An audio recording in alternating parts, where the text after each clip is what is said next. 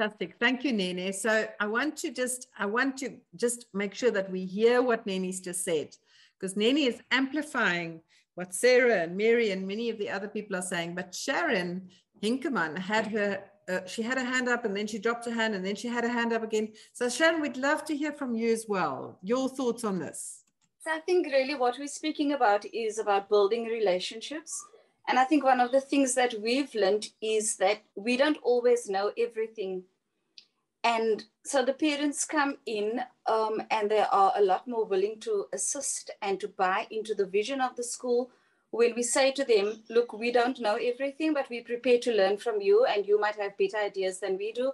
Because, you know, even as a class teacher, I acknowledge that some parents have been parenting for longer than I have. And so I can learn from them as well. And I think that once we get to that consensus, then the kids especially understand that the school and home, we're working in tandem with each other. And then we're all on the same page. And the child especially can't play home and school off against each other. And I think we then reach a greater measure of success in that way. Oh, Sharon, that is so true. That is so true. So Sharon is reminding us what our children are watching. And when I say our children, because they are all our children, we can't say it's those people's children. These are our children, they're our future. So our children are watching what the adults are doing. So one of the things that we've discovered over the last 12 years is that it really matters that every teacher is aligned with this vision that the parents are a contribution, they're not a problem. Because sometimes the principals know that the parents are a contribution, but the teachers still treat the parents as if they're a problem. Have you seen that? And have you seen the cost of that? Because I see Salman's just sent me a note that Otalia Dludlu wanted to say something earlier as well. So Otalia, if you want to unmute yourself and tell us what you think, we would love to hear from you. But so let's hear from Otalia and then I'll continue. Otalia. Hello, everyone. I am Otalia and I'm from Sparrow Combined. I'm a teacher there. So I think most people don't realize that language plays like a major role in getting a message across. Most parents feel somehow intimidated when you speak English. So sometimes you have to just try to speak one of the vernac languages or something they understand so that they can feel really comfortable. So I also think that counts too, especially in schools like in townships and so forth, even in towns though, because Sparrow Combined isn't like in a suburb, but some parents feel comfortable when you speak isiZulu or any other local language or African language in a way. I don't know if I'm right, but I think that's my point. Definitely, definitely. So language is an important point. Geography is an important point. We had someone said earlier in his school, sorry, I didn't write this down, but in his school, the children are bussed in.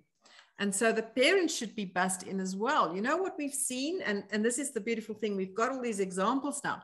We've seen that some of the principals have their parent meeting at the church on a Sunday where those parents are.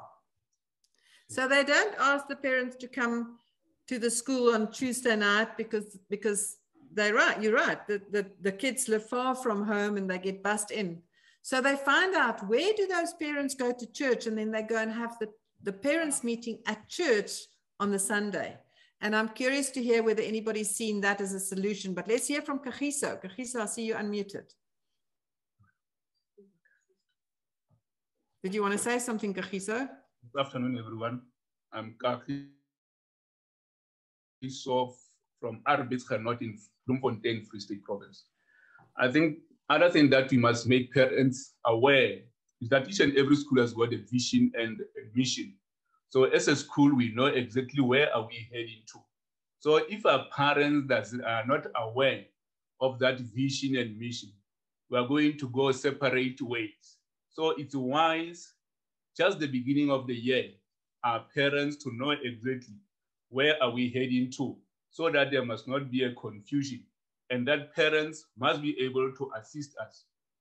You cannot be able to assist someone if you don't know where is he or she heading to.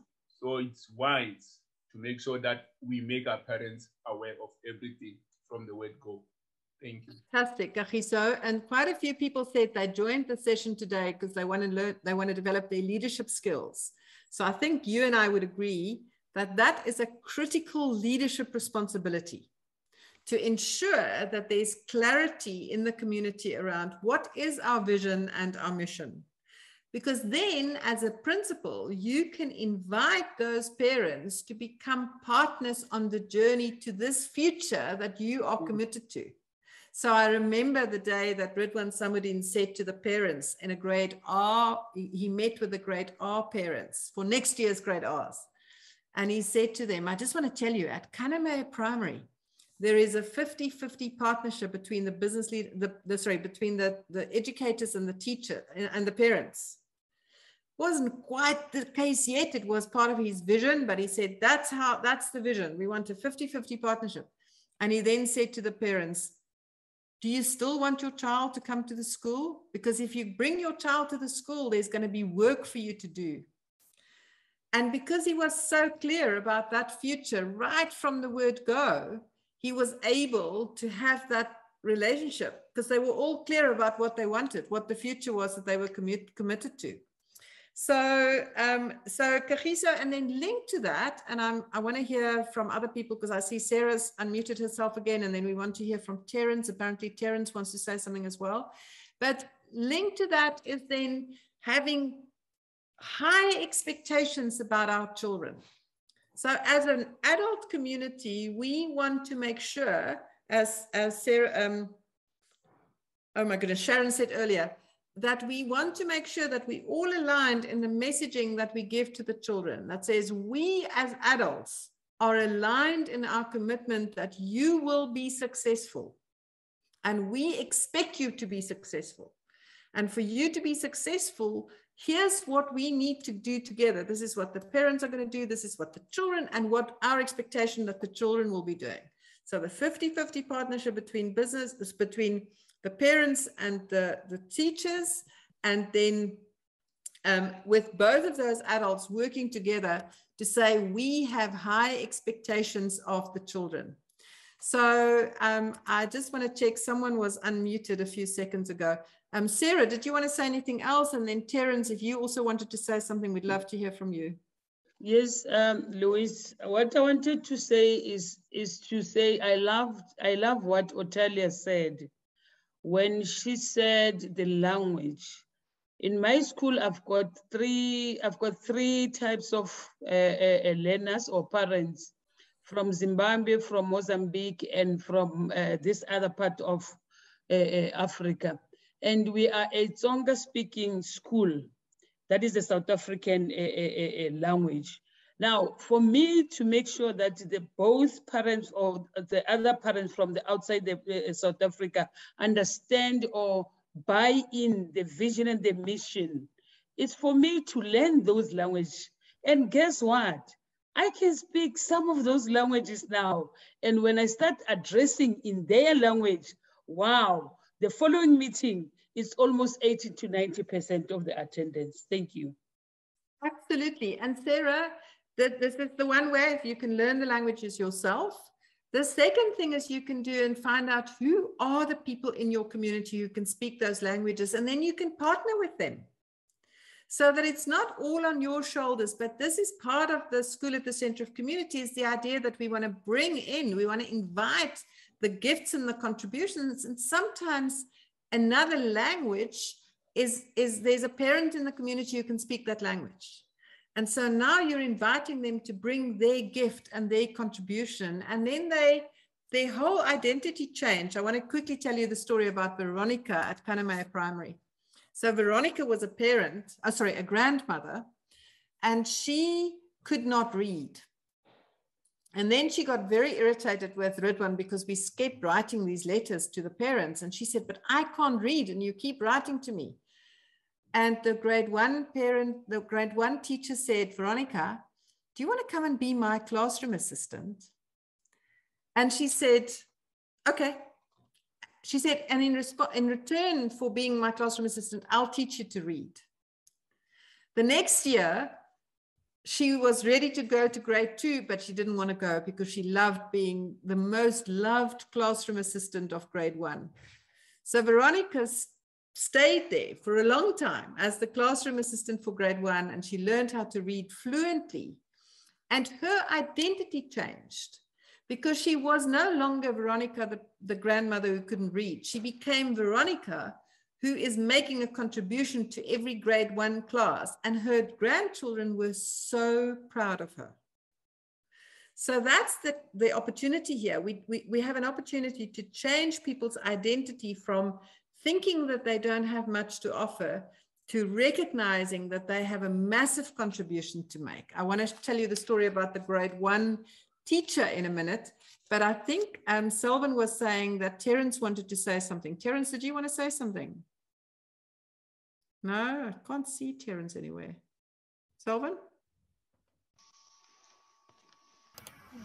He's in the next, if you click across, I can see he's unmuted. Okay, Terence, we'd love to hear from you.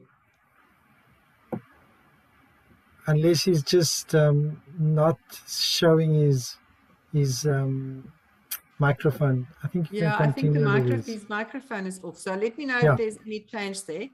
Okay, let me tell you the story, because I've got so many stories. And one of the things I keep hearing from people is that the stories help to make these ideas come alive. So there was a grade 1 parent who wanted to get the parents involved, a grade 1 teacher, and she wanted to get the parents involved. And the mothers were very reluctant to get involved in the classroom.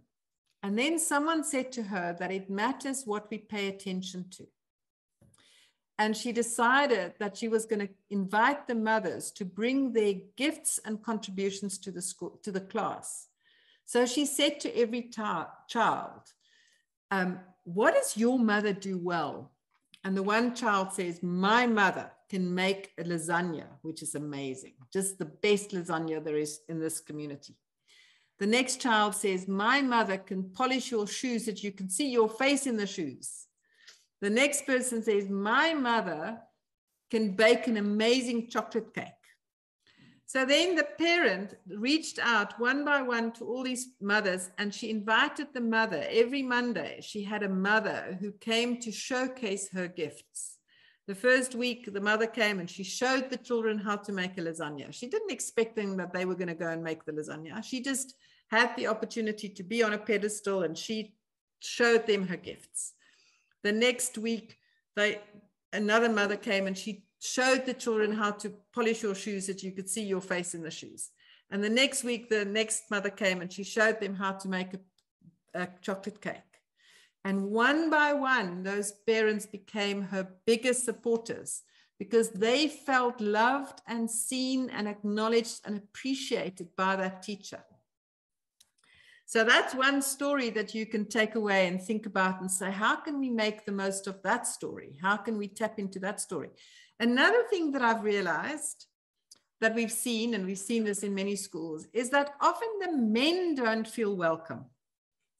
The women are welcome. The women come and bake at the bazaar, and the women are invited but the men don't feel so welcome. So we found that we have to find things that the men want to come and do. So at Kaname Primary, we invited the men to come and help paint the school, and the men came in their dozens. And we realized that sometimes we have to look for things that different people want to do at different times. We found out that the grandmothers in the community loved gardening. So they set up a gardening club at the school, and they took over responsibility for the beautification of the garden. But not only did they do that, the gardening club at the school became their community, that was their sense of belonging. So they brought their gifts and contribution to the school, and the children and the educators benefited. So what we are advocating is the idea that the school becomes a magnet for the gifts and the contributions of the people in the community. So let's hear anybody else who has a story about the school becoming the magnet and how your school has become a magnet for the gifts and the contributions from your community, and what you've seen people are willing to bring when you invite them, as partners. I'm sure we have some stories on this call, in this group. Do we have any stories? We wrote while we're waiting for people to decide whether they want to say something. We wrote 2 years ago. We wrote a book called Partners for Possibility: Stories of Impact, and we went to 40 schools around the country, and we captured the stories of how those schools have become a magnet for the gifts and contribution. And I'm seeing George Whitehead on my screen. George, that's the cost of being good and putting your video on. So George is a retired accountant. George, be your accountant. Do you want to switch your video on? George is a retired accountant, and he has a bit of time, and he's made a commitment to a particular school. And over the last 4 or 5 years, he has walked the journey with that principle. So George, just introduce us, just switch your video, your microphone on, and just tell us a little bit about what has it meant for you. So that school has become a magnet for your gift and contribution, but what did you get out of it? That's, I was sitting here and thinking, oh, we have so much work to do too. And I don't have the creative ideas of how to make the school a magnet. And here you are pointing out that the school is a magnet for me. Yes, I started with the Partners for Possibility program because I had an idea that I wanted to assist. But then over the years, and I can't even point out exactly when, I discovered that I'm probably getting much more out of the school than they are from me. So unfortunately, I'm not, you know, I don't really rate my own skills that brilliantly. It's because they're like boring accounting kind of skills and administrative skills. But nevertheless, the school seemed to have needed it, and the school benefits from it. And I'm, even though I feel inadequate in that I can't help with leadership with the kind of topic of today, I'm helping in other practical ways. So anyway, back to Louise's question. Yes, the school is for me a magnet. I feel loved there. And I'm retired, so I don't have colleagues anymore. And the teachers and the principal and the admin people, they are my colleagues. They're the only ones I've got, only colleagues I've got. So I'm part of a team. The other thing is also because I'm retired, I just have a selfish life and I just do whatever I like. And the school is about the only place where I can still feel useful to the community or to somebody else other than myself and my wife and kids. So for me, the school is a massive opportunity. I've also, I can expand on this by saying one more thing. You know, sometimes coming from business world, sometimes you decide if something gets, if people don't want to basically accept your advice, then there comes a time when you walk away. And now, and at the school, I've learned that that's not going to happen. They don't take my advice as often as I would like, or implement everything I say. And then this sort of stroppy thought comes, oh, that's it. And then immediately I know that, no, that's not it. I'm staying there because I have far too much to lose. So I'm staying there. I'm always patient. If some things that I suggest gets done and other things we just work, we're just going to continue struggling with it forever. And that's part of the deal for me. So fantastic, now George. more than you I wanted to just reflect a little bit about what George just said, because George has given you all a tip. In your communities, maybe not exactly close to you, but somewhere around that school, there's a retired accountant, or there's someone who's willing to give their time to your school. And all you need to do is to love them and to make them feel loved and make them feel part of the team. And that will mean the world to them. And in return, you can sleep easily because you have an accountant working with you as a member of your team that you would never be able to afford if you had to pay for them. So that's an example of a school as a magnet for the gifts and contributions from members of the community. I want to hear one or two more stories of schools as magnets, because that's what we need to do if we want our schools to become the center of community. Valerie. Hello, how are you? I'm good, and you? Good, thank you. I'm from Atteridgeville in Gauteng. So one of the other schools that I saw what they did was they brought in a man from the community to help teach the children chess after school. So at least getting the community involved. And one of the other ladies who used to be a very good designer comes in and help the community, not only the school kids, but the community to sew. So they were teaching all the community members sewing skills. So there's one of the other great things that you can do. Exactly. And then the school becomes a magnet because now the mothers all want to come learn how to sew, and then they sell some of the stuff and they get money in for the school, and there's a sense of a social kind of cohesion that comes from that, and people feel that they're making a contribution rather than just sitting at home and moaning and complaining. So if you make your school a place where people can learn things, they can learn how to sew, and then they can be useful, people are attracted to that school. So imagine, you know, I'm sure there are, so I always say to business, to principals, one of the things we need to think about is how do we make our school a place where children discover what they're good at? The problem is that we don't have enough adults to make sure that children discover that. So we can invite all the grandmothers and the grandfathers, the people of George's age in our community, and say, we want you to come and bring your gifts and contribution to the school, and we want you to be the one that clap your hands or get excited when children read, do poetry, do art, sing, talk, debate, all of those things. That if we need more adults than just the teachers to create those opportunities for children. Do we want to do a quick, I think we are. We're going to invite you to go to a small group. It's going to be a new group. And in the small group, we're just going to create an opportunity for you to just share with the people in your group, what did you discover today?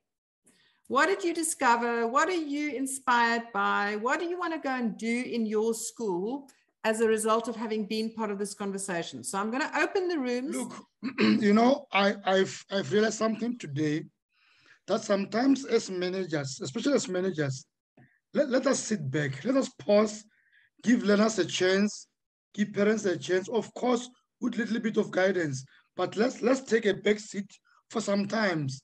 You have a challenge, but you find that these people have got the best solutions, who you do not think about it. So let's give them a chance to run the show, parents or learners. Thank you very much.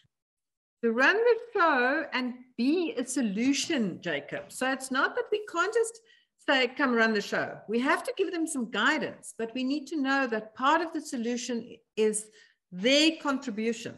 You can never do this on your own. You need their support.